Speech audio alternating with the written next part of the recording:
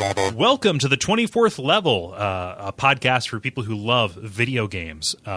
Yes, we're a podcast for people who love video games. We're recording under duress right here. We're recording on a different night. It is very, very late. We all just got finished either watching or following coverage of the PlayStation Sony press conference. It is before the Nintendo one, and this is a very special level. That will be outdated by the time we by the time we air it, and will also be woefully incomplete by the time we air it. So, and also we're going to be rushing because it is nigh on midnight. And there's just a lot to get through. Yeah, it's a long list. It is a long list. So we will be a hip hop skippity bop and jumping through it. That's not terse. Yes, terse. But we didn't introduce ourselves. My name is Kole Ryse. I'm Dennis Furia. I'm David Smith. Ben Merkel. And this is how weird this is that I actually broke protocol. So, so we're going to be talking about the Microsoft press conference, the Electronic Arts press conference, Ubisoft, and then finally Sony's, because that is the order that they happen today, with a couple of miscellaneous things happening here. And I have a big list set in front of us, and I am standing by with the bell. I can't do that because other people in my apartment are sleeping. But you can hear it. Wait, who else is in your apartment? No, my apartment building. Oh, I was like, holy dog. No, honey, I I'm got watching. a harem of ladies asleep right now. I always Destiny. invite the ladies over to watch E3. Yeah.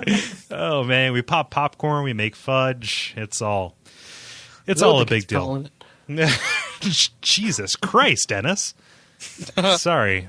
All right, let's go. Okay, let's do this. Yeah, so let's go. Earlier today, we had the Apple WWDC conference. I'm crestfallen because they did not announce my my new laptop. But moving on. Then Microsoft. Let's look here. Point number one: Xbox One out in November of 2013 for $499, which is actually a pretty good price considering everything that it comes with. Let's go around. Sure. Microsoft points are out, so you will be paying in real bucks, not space bucks. Yes. Are we not doing any commentary at all? Oh, sorry. When you said around, I assumed you meant zoom through. No. Yeah. Then I'll back up and say that's about $100 too much now. Yes, regardless of what it comes with. In light of recent events, however, because it does come with a Kinect that is that is an Orwellian eye of Sauron of metaphors. $499, which is the consumer electronics sweet spot, at least when something is out new for early adopters, something like that. When I read that earlier today, it felt like a good price point for that thing, so I was not initially taken aback. I don't know. I kind of agree with Dennis on this one. Well, yes, obviously a thing that costs less is going to be better than a thing that costs more. Well, I mean, really, is there anything other to say to that? I mean, for $100, you get a peripheral that no one wants. Well, so it just depends. Like, maybe somebody can do something interesting with it. Yeah. Well, yeah. Well, I mean, they've done lots of, go on YouTube. They've done tons of interesting things with it. None of them have been games. True. But Ben, how do you feel? So I got off work later than you guys. I'm at Electronic Arts. That's where I kind of jumped into the party after getting back from work. Okay. So Microsoft is all news to me. So. Yes. That is perfectly fine. $499, new console. It's fair. Like everything about the Microsoft E3 conference was good, right? Save for like two sound glitches, which I mean that's just stuff is going to happen. So I don't fault anyone for that. That's not like a Someone in the audience was like jeering. I just thought that was low class. Like they put on a really good conference and just it was good. Then we'll get to that. But yeah, so $499. It's a fair price. Yeah. But $499. It is a good price for a thing. Most notably here, it's not multiple price points. It's not like arcade and then pro or anything like that. But both console manufacturers right now, and even Nintendo, since they've pulled the plug on the basic Wii U, everybody's like rallying around this one price point to rule them all, which is refreshing. It's not as it would be more refreshing if I was still working retail and didn't have to explain to somebody why this one thing costs 7 different prices. exclusives. But, see, I never... Go ahead. I never understood that, because that was like someone at Microsoft sat down, when they did the multiple price points and said, hey, let's take the most annoying features of PC gaming and do that. Well, I don't think that anybody has. I don't think that any, like if anybody's guilty of that, it's Sony. I think there are 14 different SKUs for the PlayStation 3. Well, and that's what'll happen. They'll bundle the hell out of these things. Yeah. But bundles are different than like the 80 gigabyte one. 160 now. But yeah. So let me ding. Speaking of dollar amounts. Microsoft points are now out. A farewell to Space Bucks as Microsoft catches up to at least Sony and most PC kind of things. I don't know if anybody else has had to do that math, but it is very annoying, and it's cool that they're doing that. It's also about damn time. Yeah. I've never had to deal with it, so. Yeah, that's really cool. The whole selling you company script, no good. This is something that's really cool about the Xbox One. They are integrating Twitch streaming, whereas the PlayStation 4 is integrating Ustream or something. These are both competing services. Twitch is the one that has that has better has higher adoption for like Let's Players and stuff like that. So you'll be able to live stream your own gameplay sessions across the network. Yep. Yeah. To people. Cool. Yeah, that's something I think will actually be a lot of fun. Yeah, I've got a lot of friends that are doing the random I'm gonna play through this game and do something crazy. Yeah, and that's just gonna be a lot of fun. Yeah. Well, I'm doing a one soldier run now on XCOM. I have not completed, but I'm working on a shieldless run through Borderlands 2. It's you make your own fun in games, and that's almost a way to express your creativity. Yeah. Even in games that aren't oriented towards creation. So, that's something to share. If for nothing more than just the cleverness of the idea. Right. And, when we talk about next gen, like being about added features, functionality, stuff like that, this is what we're talking about, like different network features. So I'm bullish on this on both implementations, but the Xbox One specifically for being on Twitch. I think it could be tricky, though. Oh, go ahead. I was just going to say, that strikes me as being one of those features that no one will buy the system for, but then will find that they really like. Yeah. Which, not every good feature that changes things needs to be a system seller, Right, exactly. Yeah. Ben? I have nothing to say to this. Let's go to the next one. Okay, next one. They announced a redesign of the Xbox 360. They're making it look kind of like the Xbox One, which means a horrible marriage of matte and glossy. Dear God, people. Jesus wept. But it's going to be at the same price. They're just kind of like, hey, it's smaller, quieter. And for Xbox 360, quieter is always good. Yeah, nothing too much to say there. Microsoft is following in Sony's footsteps with PSN having the instant game library or whatever it is, or PS Plus rather. And they're offering 2 free games a month for Xbox Live Gold subscribers, starting out with Halo 3 and Assassin's Creed 2, both of which are amazing games. And yeah, I think that's pretty cool. Dennis, you're the person who takes advantage of the PS Plus more than any of us, I think. So, what do you think of them following in those footsteps? I think it makes sense. It's just too late to the party. It's a good idea. They're doing it for the 360. They haven't said if they're doing it for the Xbox One. They have. Yeah. Oh, they have? Mm-hmm. Oh, good. Well, then there you go. So it's almost, it's doing subscription right, but then what have you been doing for the past 7 years or whatever it's been? Yeah. Well, I mean, PS Plus has only been around and doing that free game thing for the last year, so let's be fair. Has it only been a year? Wow. Yeah, just about. I guess this is kind of... David? I guess this is kind of jumping ahead to the PlayStation, but I think for both of them, it almost strikes me as this is almost like the console answer to Steam, in that, one of the big draws of Steam is, hey, when these games get a little old, we'll do really great deals for you. Mm-hmm. and we'll leverage all our tie-ins with indie games to have these, kind of more or less gifts we can give you. Right. Whereas it seems like that's almost what they're doing with PlayStation Plus and now Xbox, whatever they're going to call it. Yeah. Where it's kind of this is their way of, tying in the indie games and kind of leveraging that. And that makes perfect sense. That's a really good comment, David. And it makes perfect sense when we've demonstrated that console cycles are going to be as long as they are. Like, you look at Assassin's Creed 2, that is a, like a 4 or 5 year old game now. And like, it is still really, really good.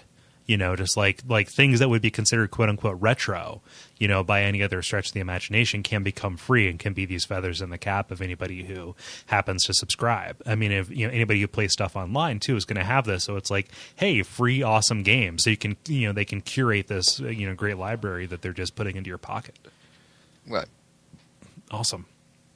So there are a bunch of games that have been kind of like announced for the Xbox One. Not all of them are exclusive, but some of them are. Do you want to just? Oh, sorry, I didn't mean to interrupt. But I was going to ask, do you want to just like do a hit list, so go through, just read them all real quick, and then just open it up for us to go back and comment on the ones we want? Yeah. So like, like this isn't a complete list. I just kind of like culled to the ones that I thought were kind of like useful to us. Yeah, like a hit list. Yeah. So like stop me if you got something to say. So Metal Gear Solid 5 has been announced to come out for the Xbox One, and that trailer looks pretty cool. It's a big boss game as opposed to a Solid Snake game. You're riding around as horses in Afghanistan, and it is stealth horses, and it's open world. Any thoughts there? I'm really excited that they released that. Big Boss's, secret identity is apparently now Jack Bauer. Yep, Kiefer Sutherland. That's who they kicked out David Hayter for. That really, I don't know. I love 24s and have never played a Metal Gear Solid game, so this apparently makes me happy and no one else. Oh man, Ben. I think upsetting is fine enough. We can go on. Okay. Sunset Overdrive is Ryse, rather. Microsoft Game Studios game, Roman Soldiers. Nothing to say here. Not a Connect. It was Connect before. Yep. It was like, you're going to kick at your screen. Yeah. Kicking it old school on the mic. Yeah. You can't even cheat the Wii remote like you do on Wii. This requires full body embarrassment. Can you imagine with all the Wiis that went through TV screens? Now they're actually making you do something violent. But now there were button presses, so they fixed that. Yeah. It looks pretty cool. Yeah, looks neat. Anything that takes like a non-standard setting. Yeah. Sunset Overdrive, speaking of that, is kind of like a parkour zombie kind of game developed by Insomniac. That's going to be exclusive to Xbox One. That looks pretty cool. The aesthetic is a little bit... It looks kind of like Jet Grind Radio a little bit. Oh, yeah. Cool. Yeah. It looks like Blink 2. Or you mean Brink? What'd I say? Yeah. I said Blink. That's the Japanese title. Yeah. But... sorry. Moving on. Anybody else have something to say about that? Nope. Okay. Rare announced Killer Instinct, which I have literally no fucks to give. None. Killer Instinct was shitty in the arcade. It was shitty on N64, and I don't understand why anybody has nostalgia for that fucking trash. They just needed to answer PS3 for their confusing game announcement. What was their confusing game announcement? We'll get to it. Okay, that's fine. But I am excited about D4, which is from Deadly Premonition's director, and it's likely.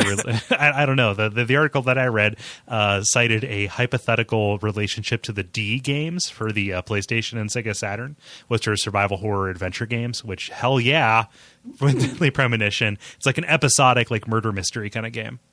See, I didn't think you liked those sorts of games. No. Hex Crank coming summer 2013. Yeah, but I should probably illuminate that. No, it's going to be the survival horror blog that I've been hinting at. Hex Crank is what it's called. Yeah. Huh. But yeah, D4, did anybody see that? Looks really fucking weird. I missed that one.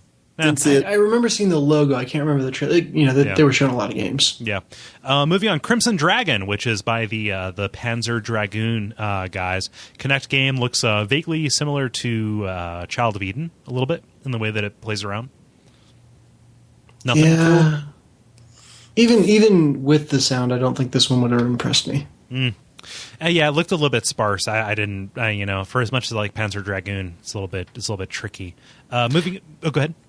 I don't know where else to insert this motion control comment, but despite everything PS4 did right, I think the best thing that they did is made no mention of the Move or Wonderbook. Yeah, man, what Wonderbook? What? Yeah, right.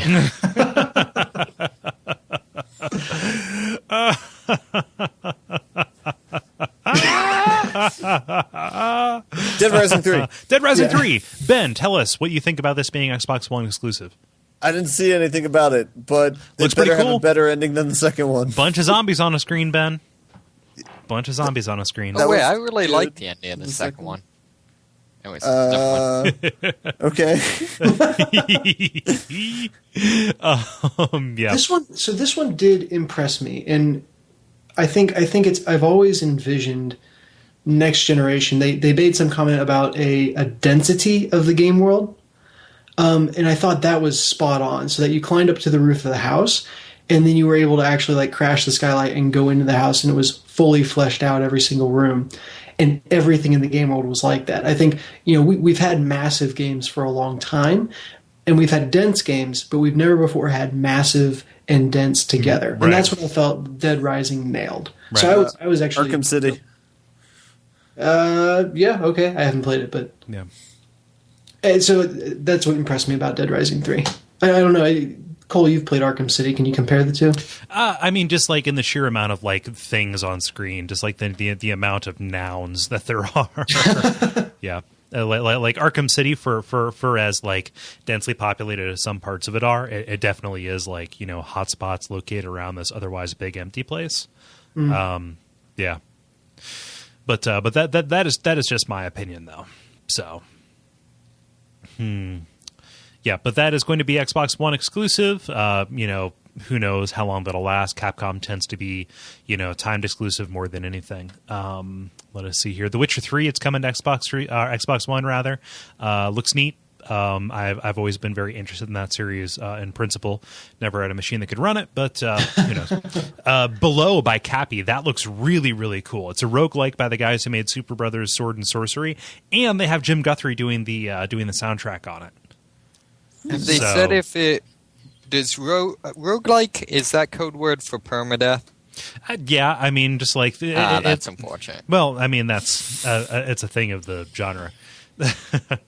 Yeah, I'm not even sure. Like, it might be roguelike in the sense that like Binding of Isaac is roguelike or Minecraft is roguelike, in that just there's a high penalty for death, but it's about iteration. But it looks really cool. It doesn't look like it needs to be on an Xbox One at all.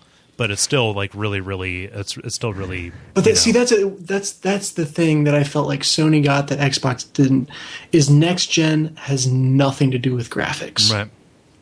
And this is the one game in the demo from Microsoft, and they even set it up as like, hey, look, we love indies too. Mm-hmm. Here's one, thank you. Yeah, but it looks real cool. Check it out. The trailer's neat. It is subdued and beautiful. Moving on, Titanfall, which is a game by Respawn Entertainment, the guys who left the Modern Warfare team to make their own thing. It's a futuristic first-person shooter that's going to be Xbox exclusive. Thoughts, Ben? You like what the games that these dudes make? Yeah, I haven't seen this trailer. I'm going to look it up. I'll let you guys talk about it. Sorry. No, it's fine. The thing that struck me that sounded kind of cool for this was, apparently, it's mecha type combat, but I guess they tried to make it much less clunky and actually feel cool to be in a mecha, which I feel like is one of those obvious things that no one's actually ever done. Mm-hmm. Mm-hmm. And I like the whole transition to and from mech, that you can kind of jump in or out of one, right? Just over the course of the game. And I think that again, I think that lent itself to the density that you could go into a mech suit and charge around this world and play these big scale battles. But the second you hop out, there are all these little hidey holes that you can get into. Yeah. So I like that a lot. This one looked really cool. I'm sad that it won't be on PS4. Yeah. Moving on, Halo coming out in 2014. That's completely expected. Yeah. So Microsoft's presser, like I was impressed before I saw the PlayStation one. Honestly, I thought that the software lineup was pretty good. What's that? Never mind. Just like this set the tone, and I was like positive. I was like, oh, awesome, great. The DRM stuff aside. But yeah, we'll get to that a little bit later after a meager showing by Electronic Arts and Ubisoft. Anybody else have final thoughts about Microsoft that do not specifically relate to Sony?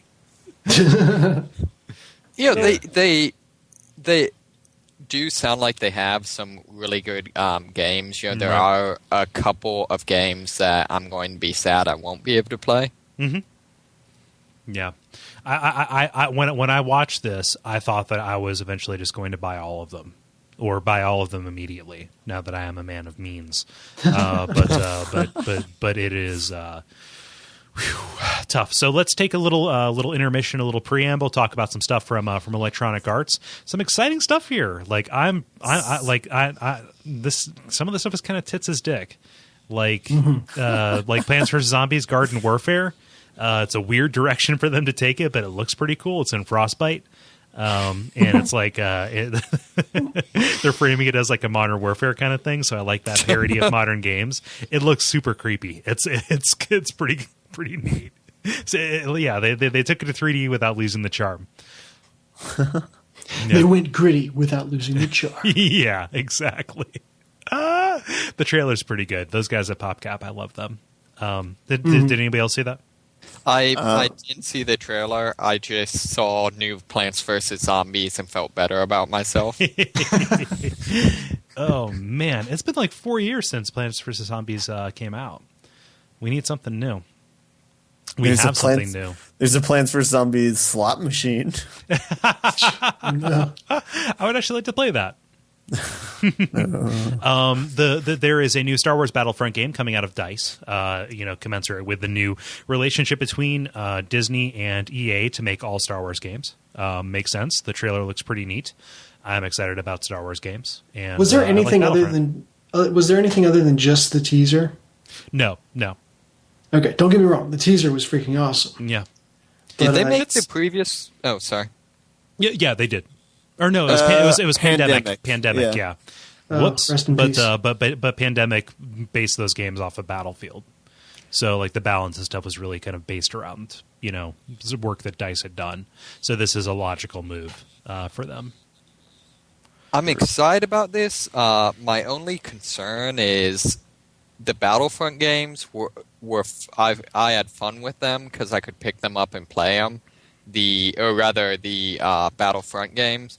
Right. The Battlefield games, despite being great games, I never actually had fun playing them because I couldn't just pick them up and play them, which kind of makes me concerned that it's DICE doing the development. True. So why couldn't you pick up and play Battlefield games? There's an extremely, extremely high learning curve. Gotcha. Right. Oh, much for that. Not all of us are online shooter savants, Ben. Right. Hey. It's a backhanded compliment. I know. It was like it can't be a compliment if you say it with unbridled contempt. I said with all due respect. Not to be racist, but but yeah, I maintain an enthusiastic curiosity. Yeah. Electronic Arts, they've got a good showing. Dragon Age Inquisition coming out in 2014 looks. I'm sorry to use the phrase multiple times on the same podcast, but tits is dick. It is all tits and all dicks tonight. Yeah, sorry. It's been a long day. Yeah. But no, they hit all the right notes. They hit all the right. They put Morgan. Morgan was the narrator on that. They had what's his name, the dwarf from Dragon Age 2 there, and it looked really cool. But now for the only thing that matters in the Electronic Arts show. Yeah, looks pretty good. Yeah. Looks real shiny. Although I do not understand why they're doing a reboot after one game. Oh, is it a reboot? Yes, that was confirmed. Mirror's Edge, not a sequel, but a reboot. Oh. See, I only saw the trailer. I took it as a prequel as well. I don't recall the first game having that much of a real plot. That did. Information wants to be free. Save your WikiLeaks. sister. Yes. But I mean, hug your sister, then save your sister. But I mean, it wasn't really like you changed the world in any meaningful way that like, oh, well, we didn't like that, now we need to reboot. You pretty much just... I don't know. Okay. They didn't like that her sister lived. They wanted to kill her. Yeah. So they're going to do that in the reboot. Wait a minute. Yeah. No, it looks real cool. All of that trailer is in engine, and that's really impressive. EA definitely is putting a lot of all of their eggs into Frostbite, and it seems to be paying off. And again, a beautiful game that is not like graphically intricate. Like it's like very, very clinical. Yeah. But it thrives on it. Like it knows exactly what style it's going for. A little bit too shiny, honestly. Like some of the reflection effects were a bit over the top. The bloom. Yes. It's a game made by industrial designers. That is apt, Ben. That is really apt. Yeah. Did any of you play Mirror's Edge? Yeah. Yes. Not all the way through, but I played it enough to appreciate it. I beat it in a day. I fell off buildings. Okay. As you cool. do. So yeah. Yep. So I'm excited about that. They said it'll be done when it's ready, or ready when it's done. I love that. That was really I thought that was good. Yeah, they pulled a that Valve. And the South Park one. Did you guys see that one? Yeah. We have that a little bit later in kind of the random stuff, but it makes sense to say these two here. So South Park, it's coming out this holiday, but they don't want to say any specifics until they're done. And then Peggle 2, they didn't announce anything, but other than to allude that it exists. While we're doing a grab bag, can I throw one in here? Yeah, man. Trailer for Saints Row the 4th. Oh yeah. I don't know yeah, that looked really good. I didn't see that. Saw that yesterday. Can we bring some closure to an ongoing saga, Dennis, real quick? While we're in the intermission. So where's my copy of Saints Row the Third? It's back. I don't know where it went. No, it's back. And now I'm getting anxiety. Like I'm going to go back to check this drawer and it'll be gone again. But literally, so like it's like a ghost that haunts Dennis's house now. It's been 14 months, Dennis. Back. It's been 14 months. Oh my god! Cole's not counting or anything. For those listening, I've got a game or a drawer that I keep all my games in, and I'm probably in that drawer once a day. Just getting out games, changing games, putting games away, and so I'm looking at this every day, and I've dedicated time to trying to find the Saints Row the Third game. I've torn apart my living room. I genuinely, we joke about it. I genuinely feel bad that I borrowed something and then lost it. Where by borrowed we mean got drunk and stole. No, you got me drunk and then stole it from me. This was a planned operation. Anyway, but I don't know if I can even claim that I've lost it now more than it was like where my games go. It's where it was supposed to be. I just didn't see it for 14 goddamn months. So. Yeah. I don't know what that says about me. Anyway, it's back. It's alive. To be fair, nobody got me drunk. All you have to do is wait on any given night and then just grab it. Visited you while you were drunk. Yeah. But time makes fools of us all, Dennis. Yeah, so those and the Gunslinger graphic novels. I have more for you. I have more. Oh, good. And if you want to start reading Walking Dead, I've got those too. I would be very interested now that I'm further into the game. Mm-hmm. The last Dark Tower novel left a bad taste in my mouth, so maybe I need. Okay, good. All right, good. So anyway, moving on. Not a great showing from Ubisoft, honestly. Some of the best Ubisoft stuff was shown at the Sony presser, but didn't like The Crew, didn't like The Division, Trials Fusion, and Trials Frontier. I like those because those are good. Anybody have any opinions on that, or should we get to the meat here? Everyone does. Let's see here. David, go. I read the reviews of The Division, did not see it. It sounded pretty cool from the reviews, but I have no idea if, maybe in person it didn't come across. So it is a Tom Clancy MMO, and I don't know. How novel. I see what you did there. Explain it. No, yeah. He writes the novels? Yes, but I don't know. It didn't tickle me. Like I think that the only redeeming thing about anything Tom Clancy ever is Splinter Cell. It's just me though. Can we just take a second and Aisha Taylor? Holy crap! Aisha Tyler. Holy shit! Yeah, she. She got some charm. Yeah, no, she's amazing. She was so she is the voice of what's her name, Lana on Archer. Lana. Yeah, and she is a very attractive woman and very smart, very talented, like making a ton of shit. Her Netflix special is really really good. Her comedy special, and she was on Mac Power Users here recently, just like talking with David and Katie about like the workflows that she uses to do her own podcast and stuff. You know, just like she is out there. So yeah, but no, she like she was like she was unfortunately the highlight of the Ubisoft press conference. But I think I said last week that I'm interested. You know, part of my interest in E3 is just as a student of, you know, like interacting with the crowd and having a stage presence and be able to do that sort of thing. Yeah, and she just perfect, and she didn't have the weird guy from last year holding her back either. Right. But anyway, yeah, sadly that was the highlight of Ubisoft. All the racing games coming out are starting to feel like, you know, Forza Drive crew, you know, like it's all blending together. They're all doing the same thing. It was something that I remarked upon with disdain when I was like watching all this stuff. It's like we're starting over with a new console generation and everything is sci-fi first person shooters and racing games because that's just like the default speed. Not like everything, but just like the stuff that, you know, these companies are leading with. I was going to say, but we haven't talked about Sony yet. No, we have not. So let's jump right into this. This is where the fur's going to fly. So first off, biggest thing right now, price point $399. They have not announced a release date, but we imagine it's going to be prior to holiday. So yeah, $400, just one price point, no multiple SKUs. That is a really persuasive price point to me.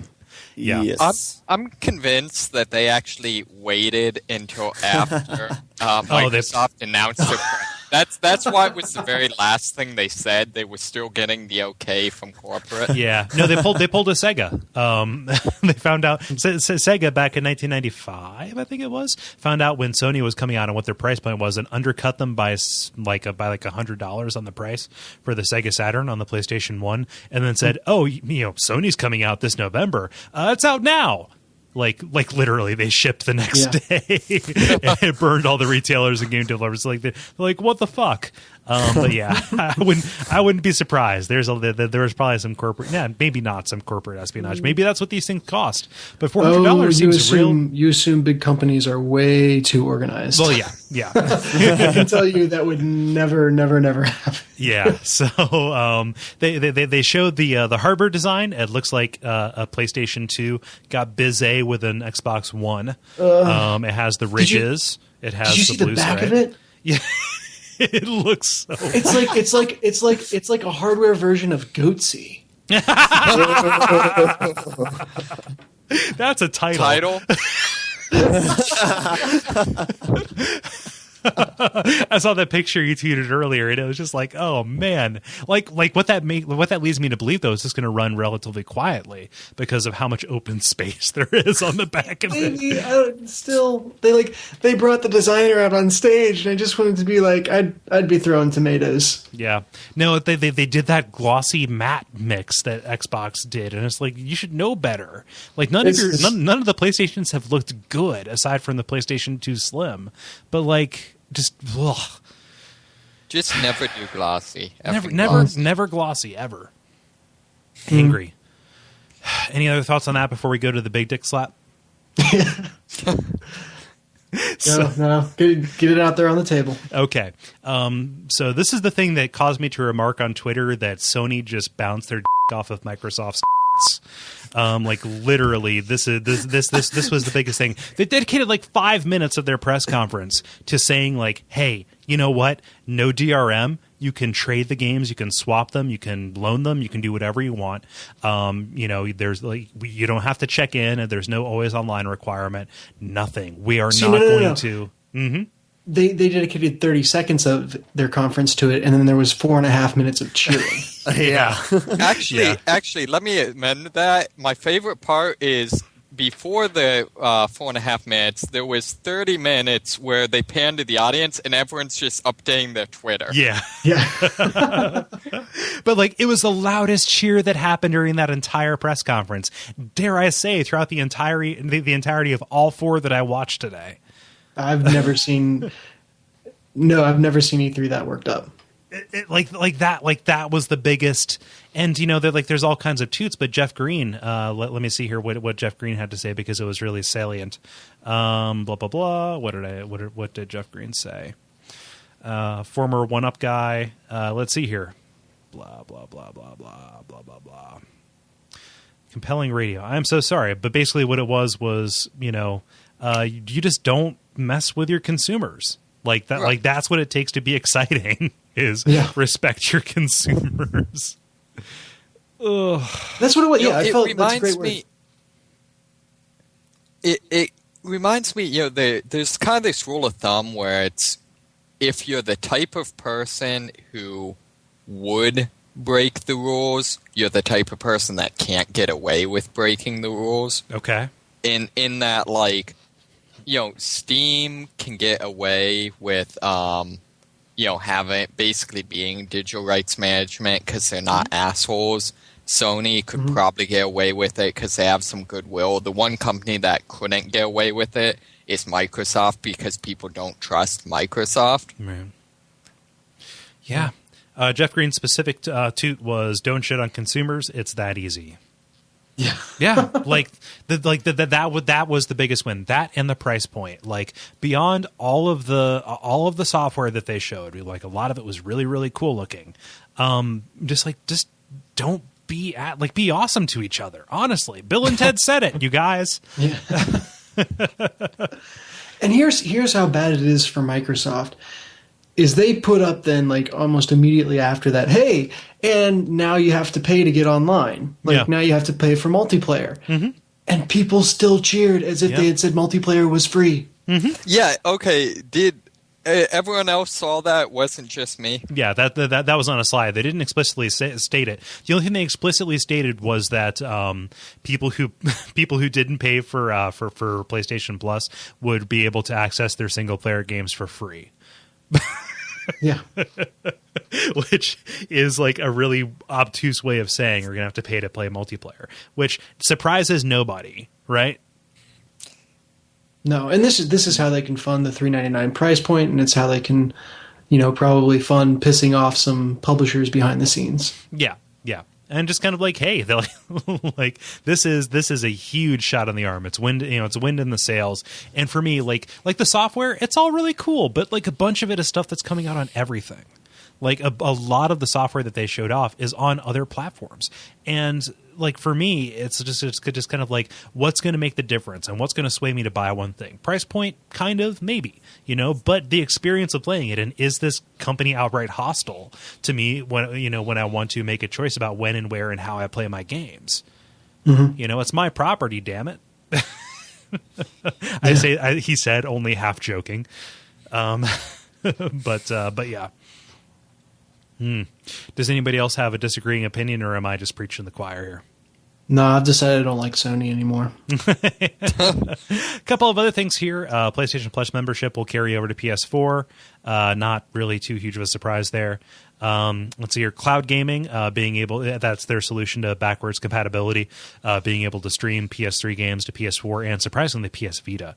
They didn't announce really anything that made the PS Vita look really that great. Except for the idea. I wanted a price drop, dude. Yeah, me too. Like, it's about time. Every couple of months, I go and look, and it's still $300, and I'm still me. It's like, and I'm over here going like, shut up and take my slightly less money than you're asking for now. Take my $200, please. Take my $200.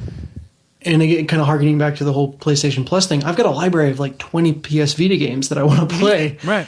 and I just want to pay slightly less. Drop it by like $5. I'll do it. $5, just something. Maybe it's like the negotiating episode of South Park. I just want to feel like I've won something. Right. Give me a Vita and a Subway sandwich, and I'll do it. Oh man, BMT or meatball, because there's a world of difference. Yeah, so I feel real good. Let's talk about some of the software. They led. The foot that they led with was like smaller indie dev stuff like that. And the biggest thing that like got me on and popping, and by on and popping I mean erect, was announcing the new season of Walking Dead. The first episode coming out in August. It's called 400 Days. It's going to be out for everything, but they're putting out like a bundle for the PlayStation Vita, which seems pretty cool. Yeah. It's surprising to say, but that's probably going to be a system seller.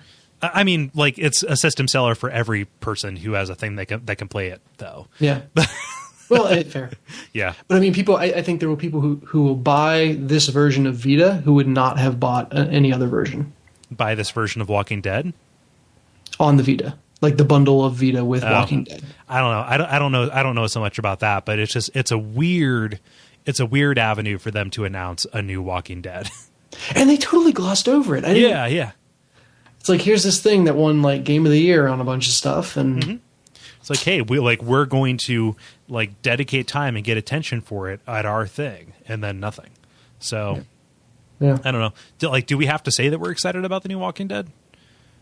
The only bad thing is I can't help mashing up in my head Walking Dead, 400 Days, and Army of Two 40th Day.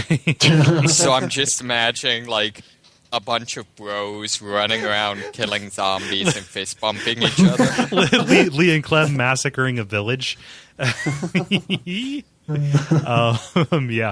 So Sony announced not just one but two survival horror games. Rain is a really spooky and atmospheric kind of thing, and then a little bit later they had I believe Outlast, which again was kind of in their second indie kind of thing. Yeah, both look really cool. Did Outlast look like Amnesia to anyone else? Yeah, that is not a problem, David. Yeah. I'm just saying, like, wait, did they say anything about it? Because No. I saw the trailer and thought I was watching Amnesia. Yeah, Amnesia, like that team is working on their own shit. That needs to come out like AS fucking P. But yes, as soon fucking possible. So fast that we don't have time for grammar. We can't even do that thing. And then they showed off Beyond Two Souls, which took away all of the cyber ghost shit and turned it into Zero Dark 30 for some reason. Yeah, right. Like I'm not displeased. It's just a weird turn for that to take. I thought it was pitch perfect because it was a new side to the game we hadn't seen before, and right in the middle of a ton of conversation that's just happening culturally right now about strong female leads. Mm-hmm. It's like let's take this girl who, for all the other trailers has seemed like this kind of scared running away type person, and show her as a badass. I really like that. Mm-hmm.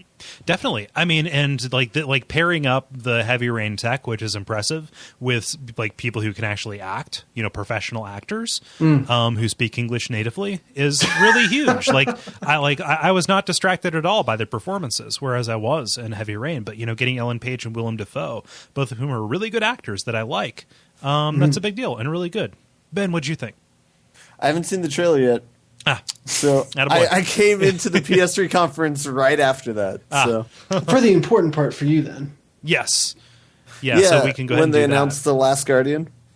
No, they didn't do that. They didn't do that at all. Oh, yeah, I forgot. Yeah. No, you didn't. Yeah. But Batman Arkham Origins, it looks pretty good, if not startlingly similar to Arkham City. Yeah, are there any differences? Like what? Since I haven't played, I don't know. Different game company, different developer. Yeah. Cause for worry. I like the premise. I like the plot setup. Black Mask putting out a bounty on Batman for like one night of mayhem to take him down. Wasn't that the premise cool. of The Dark Knight though? Dark Knight? Yeah, like the movie, didn't Joker, and I don't know if this is spoilers for the movie, but it's old. The Joker says, bring me Batman, or I guess his was a threat. Yeah. Like, so never mind. I just shut myself down. No, but it is a wonderful. It is without taking it back to Arkham. It is a really great excuse to put as many villains as possible into a small location. So like that's one of the coolest things about the Arkham games to me, is the sheer number of villains that you face off against. And I don't even mind that they are going back over Batman's early years again and again and again. The Joker sounds weird. It's not Mark Hamill this time? Not Mark Hamill, some dude. Aww. Yeah, it's some dude. I would really have loved to see the auditions for that, though. Like, just like line after line of people doing Joker voices. I bet that was awesome. Yeah, that tape exists somewhere. Yeah. I don't know. I liked when Batman threw somebody off of a 4-story building. Yeah, but don't worry, he got impaled on a tree, so he's not dead. Oh man, he's got a globe up his butt. Oh man. So this one should interest you, David, as a noted steampunk enthusiast. The Order 1886. Yeah, that actually looked really cool. Yeah. So they didn't really say much. I like that they're apparently bringing in some of the maybe some allusions to the Arthurian legends and stuff. Yeah, a little bit of Jack the Ripper stuff too because of Whitechapel. Right. Yeah. So I really like the kind of the diesel punk aesthetic. I'm a little bit interested to see what genre it was. So I was really interested up until I saw that like they pulled out guns and started shooting. And I was like, I really wanted this to be a Victorian Dishonored. see, for me, that's actually was the point where I became interested. Cause oh, really? The one part of like I prefer diesel punk. The one part of steampunk I really don't like is like the Victorian crap. Mm-hmm. But I mean, it's definitely it's a aesthetic, so whatever thing. Wait a second, what is diesel punk? And how is it distinct from steampunk? Basically, steampunk is the Victorian through the the Enlightenment, through like the very, very beginnings of the Industrial Revolution. Whereas diesel punk is basically the end of the Industrial Revolution through World War One. So steampunk tends to be more Victorian look and big focus on like the wonders of science, Enlightenment type thing. Whereas diesel punk tends to be higher tech cars and guns and stuff, and science can also kill a crap ton of people and have people work in factories. A little bit more cynical, yeah. Yeah, so they're kind of two different approaches to a similar genre. Mm-hmm. Here's my concern. Do you guys remember a game called Legendary? Yeah, no, that was not good. Yeah, it's same kind of, I felt like, aesthetic. Not as overtly steampunk, but the same kind of like monsters are out to get you and you're fighting them, kind of Van Helsing vibe. Mm-hmm. And it didn't work. So This is that was the one dark shadow in an otherwise bright trailer. I know you can't call it a demo; it was a trailer. Yeah, it was a trailer. Look, I do have to say though, and this was the first one where I really noticed this, but I'm going to call it now. The new thing for next generation games is, particularly trailers, is going to be in-game trailer or whatever, or in-engine trailer. Oh, yeah. In-engine cinematic, whatever. Also Rain. And which I like that. Like breaking away to a really weirdly compressed like MPEG.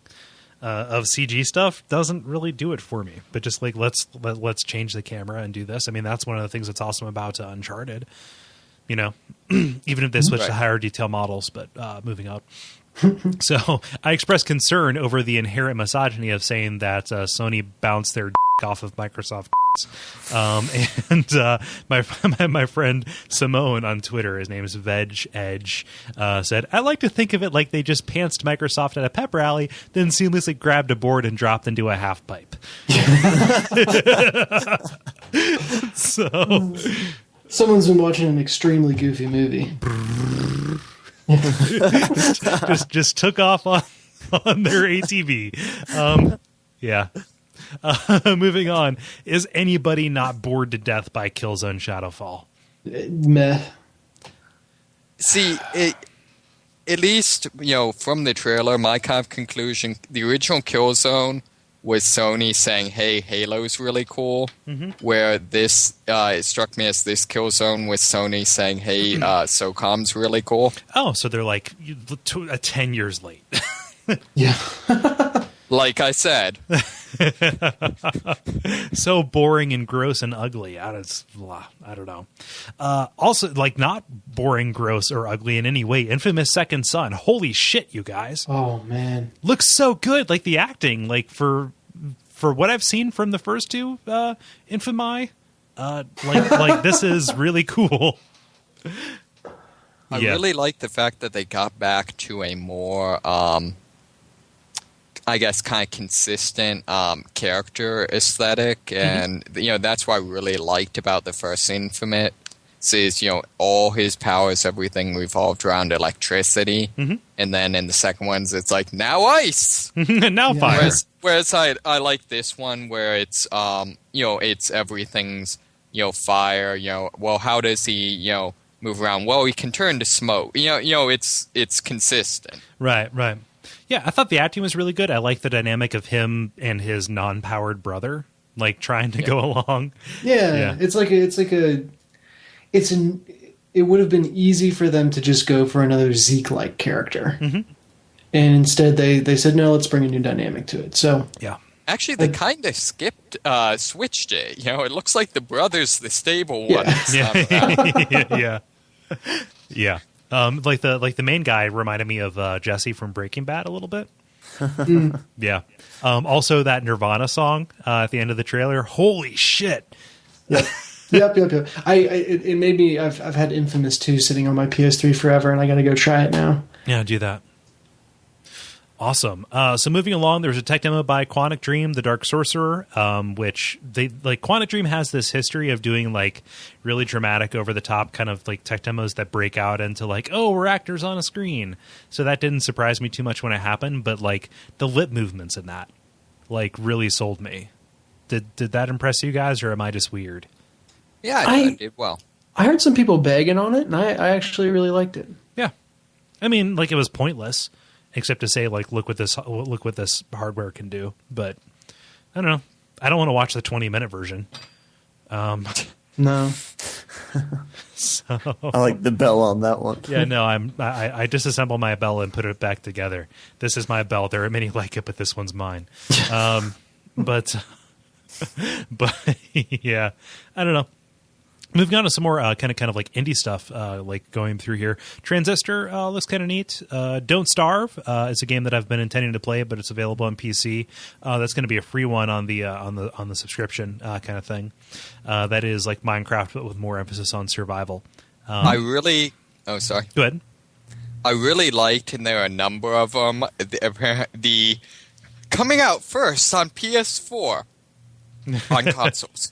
Yeah, but like none of this, like so little of this is exclusive. Like for a couple of them, it's just been like, hey, there's going to be content that's exclusive on this system, but that's been the case the whole way through. Like even in this one right now. Well, I mean, this was kind of the their story or whatever on indie games. It's very similar to their story with trade-ins. It's not so much that it's exclusive, it's just that we're not going to be assholes about it. True. Yep, that's which like don't be an asshole, DBAA. Man. Oddworld Abe's Odyssey remake. I'm not too terribly excited about that, but it looks kind of cool. Was it? I thought they were saying he was doing a new game and remaking the old one. No, I think that I don't know. I think I missed that detail. I think Dennis is right. Okay, yeah. My only take on this is I feel like it symbolizes some level of attainment for video games that we're now getting to the point where they're trying to really do remakes. They've been doing like, what do you mean? Well, I just like, at least it seems to me that it's just been relatively recently where they've really done true remakes of games. They've done a number where it's like, now the HD version or stuff like that. Mm-hmm. But yeah. Like I always look to the Resident Evil remake as like the best example of that, but it's definitely more prevalent now. So yeah.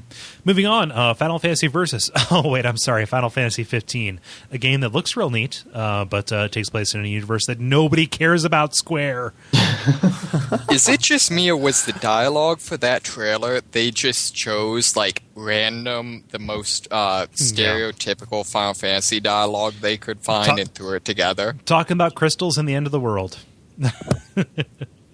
Yeah. Combat looked cool, but I have no fucks to give. Super Japanese aesthetic aside, it looks pretty cool. I feel like. No, like it's muted. Like I like the muted color palette that they have, but yeah. I like the steel umbrella that one of the persons had. Oh yeah. Dennis, what do you think? You played Final Fantasy 13. Yeah, I mean, aesthetically it looked really cool. That's what Final Fantasy does well, but I think there's kind of the power is really shifting to the West / has shifted to the West in terms of game development, and this just felt to me like Square Enix proving it had, it was just going further and further into its little Japanese hidey hole. Mm-hmm. Whoa, Dennis. Speaking of, we're going to anger probably the most people possible here with this statement. Do any of us have any fucks to give about Kingdom Hearts 3? Oh, see, this was one of the things that I was really excited about. Oh, okay. I apologize. I do not mean to take a shit in your dreams, David. Looks like we're adding David to the list of people that we're missing off. I didn't know you were a Kingdom Hearts fan. I played a little bit of it, like the first planet, I guess, of it, of the first game. And then I don't know what happened, but somehow I was never able to play any farther. But I really, really liked it. Cool. And I've been waiting, like, this whole console cycle for them to, like, put it out for download or in some way re-release it. Mm-hmm. So I'm excited to be able to actually play the first several. And, I really liked this series. I felt like it really nailed the fact that you can make a fun action game without having to be dark and gritty. Mm-hmm. Yeah, no, I will not begrudge any man his entertainment and his excitement, but I just like for some reason it just always like rubbed me the wrong way. Sure. Just in that it was just kind of like it seemed so incongruous. It was like this weird chimera of things that should have been okay, but took the weirdest parts of both. Oh yeah, it definitely makes no freaking sense. Like, I'm not arguing that one. But the trailer was really kind of underwhelming because it showed like one scene and it's like, we're developing it now. See ya. If I could do the car pulling off sound, I would. Yeah. Yeah. So anyway. Now, if there's one thing that everybody likes, it's swashbucklery, right? Swashbucklery, and also your demo freezing up so much that they have to pull the plug. Which is sad because like I was really excited about what I saw in Assassin's Creed 4 Black Flag. I heard someone calling it Assassin's Creed 4 Black Leg. Yeah, no, it just like so it was heartbreaking and it was really, really awkward watching it. But yeah, I pretty much summed it up. So, it looks cool. I mean, yeah. But so unfortunate. Like what it speaks to is that Ubisoft didn't just pre-record it and put somebody up there with a controller and make them pretend they were playing it. It like that was live. Yeah, and did you notice though? And this really made me nervous. There was a little bit of a pause just like that at the beginning of the Destiny demo. Mm-hmm. And I thought, okay, if it happens on Assassin's Creed 4, someone didn't get their demo ready in time, that's fine. If it's happening on multiple games, someone didn't get their system ready in time. Yeah, and this is all unfinished hardware, all unfinished software, but like you just need to run through that shit as much as possible ahead of time, because this is going to be a stain on this game until it comes out, and then probably beyond it. Ugh. I don't know, but it looks cool. I mean, it takes the things that look really that looked real interesting about Assassin's Creed 3 and expounds upon them, the wilderness stuff and then the pirate ship stuff.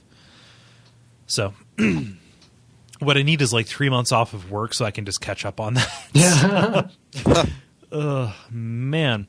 Moving on again with Ubisoft titles and open world kind of stuff. Watch Dogs looks really neat. Yeah. Yeah. This thing is, I don't know if the hype for it can get any higher. Right. Well, showing somebody up there doing like either co-op or competitive with an iPad. Yeah, that was kind of cool. Yeah. Just like, again, what is next gen? Let me do crazy wacky shit that I couldn't before. The only problem I saw is it appeared to do like on the fly matchmaking for that, which there's no way whoever you get is actually going to help you. Right. Who knows? The best, the most impressive thing that I saw was when the guy was being held up by the cops, and you pull out and you do the blackout command, and the entire city, even the stuff in the background, goes dark. Yeah, that was like, awesome. Oh my gosh! Like I was like grabbing my hair at that point, just like whoa. I can't believe that they're putting that game out on like current gen systems. Like there are versions that are going to be on the stuff that we're playing now, and like that cannot possibly be the same game. Yeah, it's going to be some weird abortion of a port. Yeah. Sorry, too heavy? Too heavy. I was going to say, you and Kole are pulling some nice imagery tonight. Sorry. Oh, it's been a long day. Your day's probably been long too. All of us. I don't know. Watch Dogs looks neat. Elder Scrolls Online looks pretty neat to me. They mentioned that they're playing it alone or with other people, so I'm not sure if it's strictly an MMO or if it's an Elder Scrolls game with online compatibility, or what purpose that would serve. But just from other stuff I've read, it's pretty clearly an MMO. Okay. Yeah. Looked like a Elder Scrolls game to me.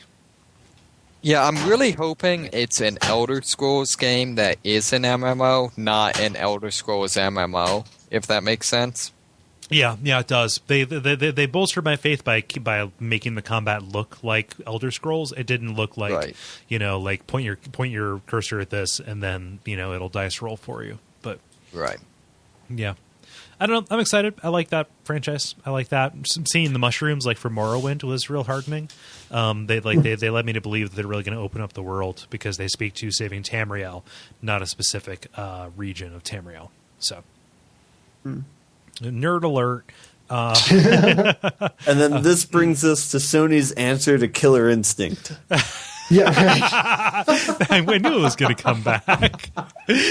It's like so you see like a person begging for their life on on the desert ground, and then somebody like checking and saying, I've got one shell left. Do I let him die or do I put him out of his misery and then just driving off? And I think, oh my God, Fallout 4. Oh, seriously? Fallout 4. That is what I thought. That is what I thought they were doing to me, David. They're finally going to put bullet conservation into their game. See, maybe I'm just weird or I liked the movies way too much, but at the point where you check the shotgun, I'm like, oh, it's a Mad Max game. They're good movies, don't get me wrong, but just like, when I see post-apocalyptic in a video game, I think Fallout.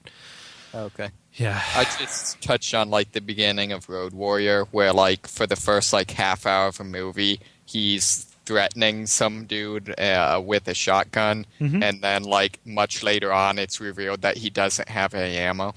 Right. Oh man, what did you guys think of this? Like, was that just entirely out of left field for you? Yeah. Yes, although I could see it working. I seriously doubt that anything on this game exists other than that trailer. Like, it's like someone a week before the actual event handed a brief to an agency that just said Mad Max. Yeah. Like, so wait, you want us to do a video or like a demo? And they're just like, Mad Max. You've received sufficient information. I'll do a Mad Max thing, I guess. They're like, yeah, that. Yeah, do it. Do it. That's what we got to see. Mm-hmm. Yeah, now that we have, like, Fallout and Borderlands, do we really need Mad Max? I don't know. It's so weird. I submit Rage as Exhibit A. No, we do not. Oh, man. So moving on, and speaking of Borderlands and Rage and all of those kind of things, Destiny was a game that they showed off for 15 minutes while I was champing at the bit to record this fucking podcast.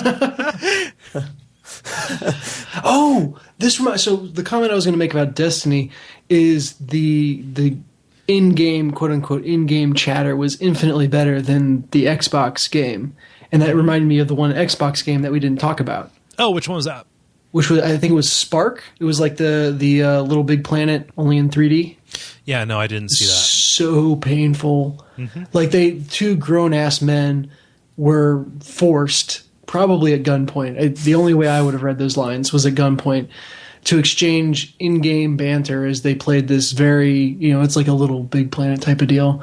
Only it looks worse. And it was very, very, very, very evident that the game would not actually work this way. Right. Like, this is straight up like Milo level of, it's not going to actually work that way.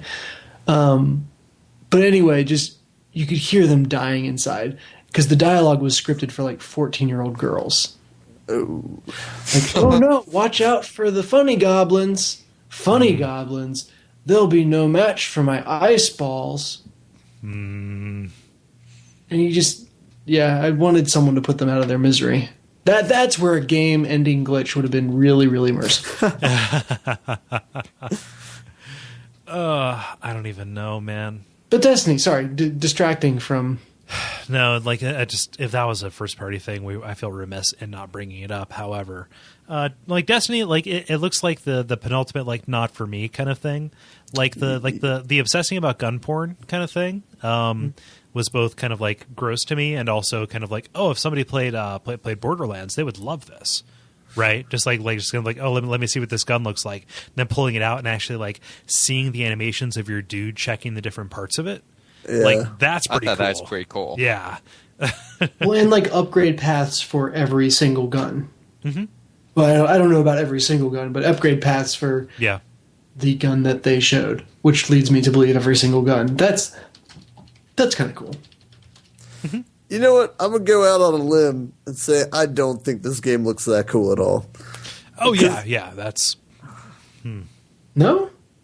Go ahead, because I like tacitly agree with you. Continue.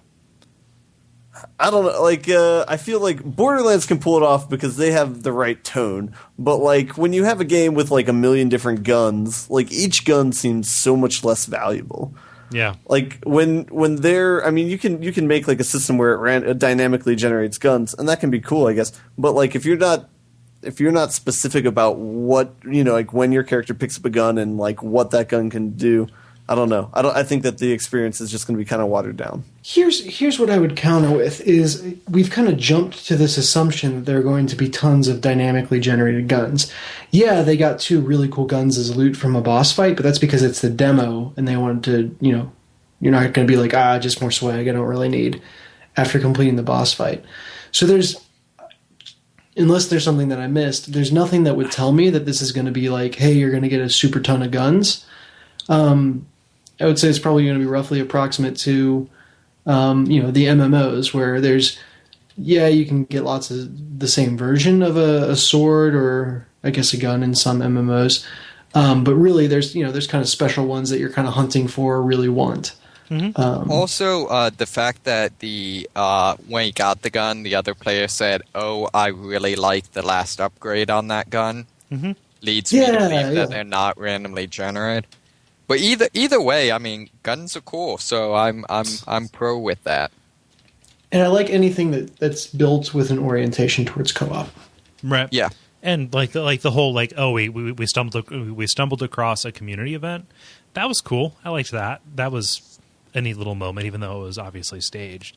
But just like the when they went from corridors to like now this opens up and it feels and looks like a really Halo experience. That's a big deal to me.